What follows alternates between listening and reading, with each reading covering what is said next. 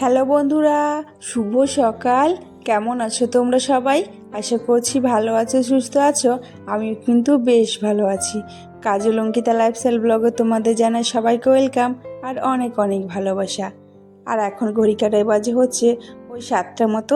এখন থেকে তোমাদের সাথে না আমি 7টায় ব্লগটা শেয়ার করছি। কেন বলো তো, এখন যেহেতু ঠান্ডার দিন তো অত সকালে উঠতে পারছি না। তবে এখন ঠান্ডা নেই অতটা, তবে ভাবছি কি 7টা থেকে শুরু করবো। অত সকালে না উঠে এখন আর পারি না গো, সেরকম ভীষণ ঘুম পেয়ে যায় জানো। আর রাত্রেবেলা যেহেতু এখন ভিডিওটা এডিট করি, তো সময় পাই না আর অনেক লেট হয়ে যায় ভিডিও এডিট করতে। এই জন্য রাত হয়ে যায় ঘুমাতে। তাই দেখো ঘুম থেকে উঠতেও লেট হয়ে যায়। এখন আমি 6:30টার পরেই কিন্তু উঠি, তাই না তোমাদের সাথে 7টা থেকে ব্লগটা শুরু করছি। তো যাই হোক, আশা করি আজকে ভিডিওটি আপনাদের ভালো লাগবে। আর যদি ভালো লাগে অবশ্যই কিন্তু প্রথম থেকে শেষ পর্যন্ত দেখো। আর এই ঘরে তো এখন শাশুড়ি মা থাকছেন না, তো শ্বশুরমশাই যেহেতু থাকছেন, তো দেখো বিছানাটা এলোমেলো ছিল, সেটাই কিন্তু এই ঘরে বিছানাটা আগে গুছিয়ে নিলাম। আর ওই ঘরে বরমশাই এখনও ওঠেনি, তবে একটু পরে উঠবে। তাই ভাবলাম যখন এই ঘরটা যখন ফাঁকা রয়েছে, তো এই ঘরটাই ঝাড় দিয়ে নিই আর পরিষ্কার করে নিই। প্রত্যেকটা কাজ যদি প্ল্যান করে আর করা হয়, তাহলে দেখবে প্রত্যেকটি কাজে A to Z গুছিয়ে পরিপাটিভাবে করা যায়, তাই না বলো? আর যদি মনে হয় যে করবো না, এখন কাজটা পরে করব, সত্যি কথা বলতে সেই কাজটা তো হয়ই না আর পরে করাই যায় না জানো। তবে কি বলতো, আমি যতটুকু পারি ততটুকু কিন্তু করে রাখি কাজটা। তো যাই হোক, ওদিকে আমার কিন্তু বিছানা গোছানো হয়ে গেছে। আর এদিকে কিছু জামা কাপড় ছিল না, ওগুলো কিন্তু ভাঁজ করে না দেখো শোকেসের সামনে কিন্তু রেখে দিয়েছি। আর এই ঘরটা না সেরকম নোংরা হয় না, কারণ এই ঘরে তো শুধু শ্বশুরমশাই থাকে। আর এই ঘরে মেয়েরা অত খেলে না, শুধু ওই ঘরেই খেলে। আর বারান্দাটা যেহেতু এখন রয়েছে, প্লাস্টার করা হয়ে গেছে, এখন শুধু ওরা বারান্দাটাই খেলে। এই জন্য শুধু বারান্দায় একটু নোংরা হয়, ড্রয়িং রুমগুলোতে, আর বাদ বাকি কিন্তু পরিষ্কারই থাকে। তো যাই হোক, ওদিকে আমার ঘরটা ঝাড় দেওয়া হয়ে গেছে। আর এখন দেখো, এখন এই ঘুরে এসেছি, এখনও কিন্তু বরমশাইয়ের মেয়ে ওঠেনি, বললো একটু পরেই উঠবে। তাই দেখো মশারি কিন্তু টানানোই রয়েছে। আর আমি দেখো ঝাড় দিয়ে নিচ্ছি, ভাবছি কি ঝাড়টা দিয়ে রাখি, শুধু এই ঘরটা মুছলেই হয়ে যাবে। তাই দেখো এখন ঝটপট করে একটু ঝাড় দিয়ে নিচ্ছি। তোমাদের সাথে আমি এখন ছোট ছোট ব্লগ শেয়ার করছি। তোমরা যদি বড় ভিডিও দেখতে চাও, অবশ্যই কিন্তু তোমরা কমেন্টে জানিও যে বড় ভিডিও দেখতে চাও না ছোট ভিডিও দেখতে চাও, তাহলে আমি সেভাবে দেওয়ার চেষ্টা করব। আর আমার কথা যদি তোমাদের কোনো বুঝতে অসুবিধা হয়, অবশ্যই কমেন্টে জানিও। কি বলো তো, আমি ভয়েসটা দেওয়ার সময় যেহেতু মেয়ে সব সময় থাকে, বরমশাই থাকে, বাড়িতে বুঝতে পারছো জয়েন্ট ফ্যামিলিতে থাকি, তবু কিন্তু ভয়েসটা দিচ্ছি না, হয়তো অসুবিধা হতেও পারে। হয়তো কোনো একটা কথা আমি বলছি, হয়তো পাশ দিয়ে বলছে, হয়তো রেকর্ডিং তোমরা শুনতেও পারো। তো যাই হোক, সেটাও যদি কোনো অসুবিধা হয় অবশ্যই তোমরা কমেন্টে জানিও। আর যদি কোনো খারাপ কথা বলে থাকি অবশ্যই সেটাও অবশ্যই তোমরা জানিও। অনেকের ভালো আমার কথা নাও লাগতে পারে, তাই না বলো? তাই আর কি তোমাদেরকে বলছি। তো যাই হোক, তোমাদের সাথে অনেক গল্প হবে। তো চলো, এখন চলে এসেছি কিচেনে। তো বরমশাই কিন্তু এখন উঠে গেছে। এসে দেখো আমি দুধটা দিয়েছে, তাই ওই দুধটা একটু গরম করে নিচ্ছি। তো বরমশাই দিকে ব্রাশ করছিল, তো ব্রাশ করার পরে দেখো আমি ভাবছি চাটা বসিয়ে দিই। দুধ যখন দিয়ে গেছে, তাই দেখো দুধ দিয়ে এখন চা করে নিচ্ছি।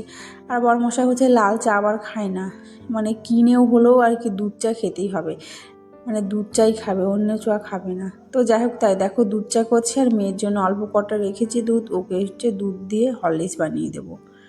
তো তাই দেখো আমার জন্য আর বরের জন্য কিন্তু চা করে নিয়েছি। আর শ্বশুরমশাই শাশুড়ি মার জন্য আর ওনাদের জন্য করব আমি লাল চা। তাই কিন্তু শুধু আমাদের জন্য এখন দুধ চা করেছি, লাল চাটা কিন্তু এখন করলাম।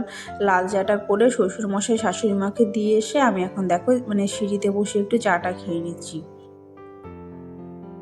আর মেয়ে কিন্তু ওঠেনি, বরমশাই শুধু উঠেছিল। তো বরমশাইকে তাই চাটা দিয়ে দিয়েছি।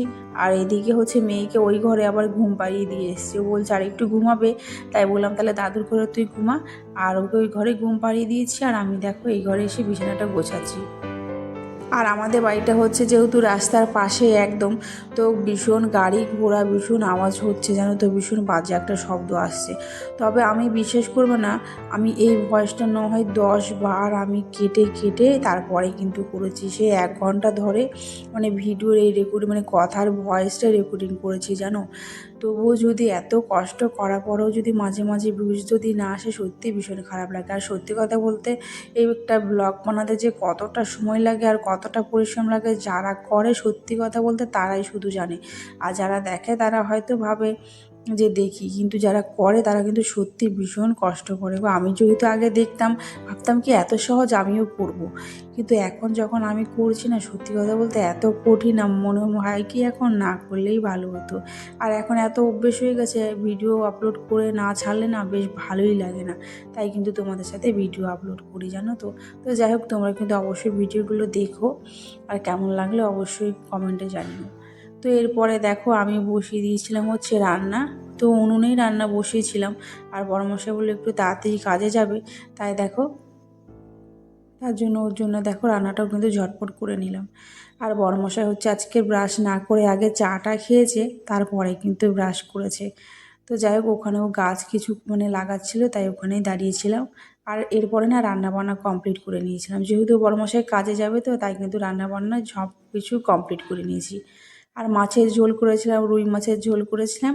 আর ওটা হচ্ছে ফুলকপির ওই ডাঁটিগুলো থাকে না, তো মাছের তেল দিয়েছিল, তো মাছের তেলটা না রয়ে গেছিলো। ভাবলাম যে বেগুন দিয়ে শুধু করব, যদি ফুলকপি ওই ডাঁটিটা রয়েছে, ভাবলাম ওটা দিয়ে করলে বেশ দারুণ হয়েছিল খেতে। মাছের তরকারি থেকে এটাই বেশি ভালো হয়েছিল খেতে, জানো তো। তো যাই হোক, ওদিকে রান্নাবান্না আমার সব কমপ্লিট হয়ে গেছে। আর এখানে যেহেতু রান্না করেছিলাম, তাই একটু ওই জায়গাটা একটুখানি মুছে নিলাম। আর এই দেখো, ঘর এখন মুছতে চলে এসেছি।